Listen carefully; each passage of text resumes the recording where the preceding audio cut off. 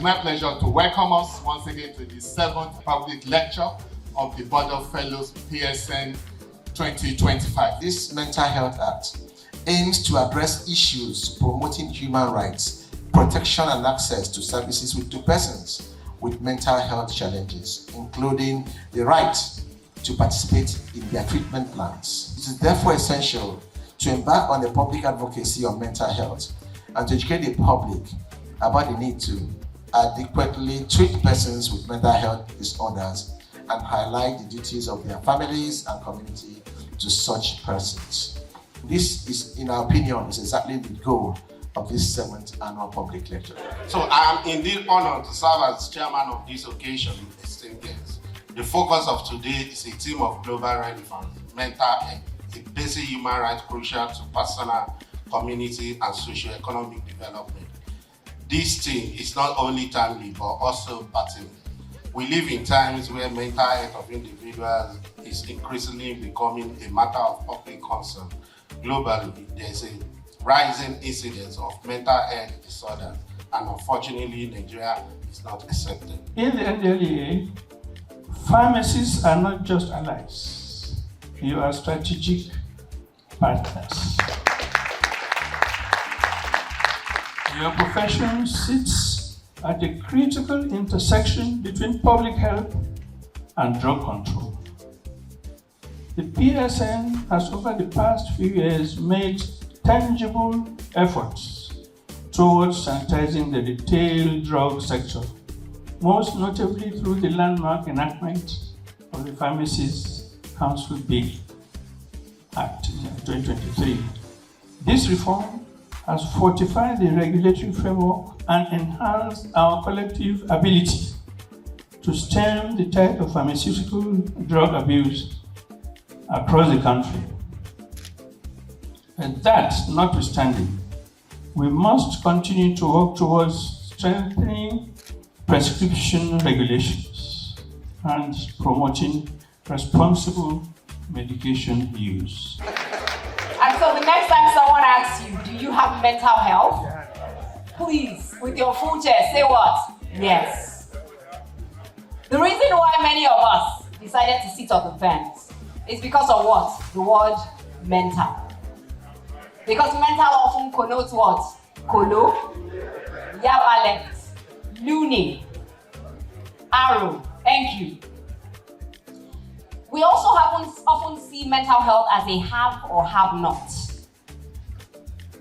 It's also very important this morning that we understand that all of us are on that continuum. And depending on the challenges that life may throw our ways, and the resilience and the support that we have, we can wield under pressure. You know, sometimes we joke about it and we say, me and my guys. So imagine that you and your guys are 4. And the WHO says that 1 in 4 at some point in their lives will have a mental health challenge. If all of your guys are okay, what does that tell you? If this be you.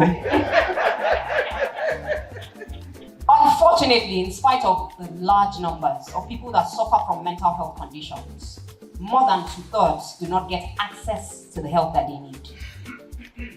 It is important to reiterate that everyone has the right to live with dignity, free from discrimination, regardless of their mental health status.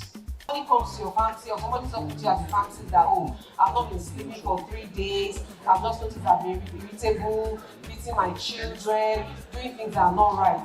That should be a point, and then you probe further and the person is saying, oh, for like 2 weeks and all that. So you're able to say, oh yes, this person is coming out with a mental issue. I need to refer, I need to know where to refer that person to. So that's where we come in as gatekeepers, and we should be able to spot out those signs and refer them immediately so it does not degenerate. And it transcends from the individual who uses to the society. So it's a social problem. It doesn't end with that individual. That makes all of us here. Every individual is a stakeholder when it comes to, addressing the issue of substance abuse. Just as she mentioned, and just as we are here, the pharmacists have their very big role to play. Human rights are interdependent. And when we look at the human rights to health.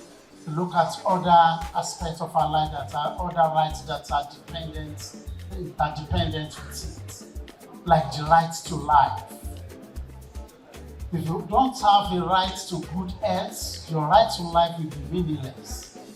If you are not living if you don't have good health, you won't be able to have a right to life, and the person will even die eventually if you don't have right to health, because your right to life and the right to health, they are interdependent.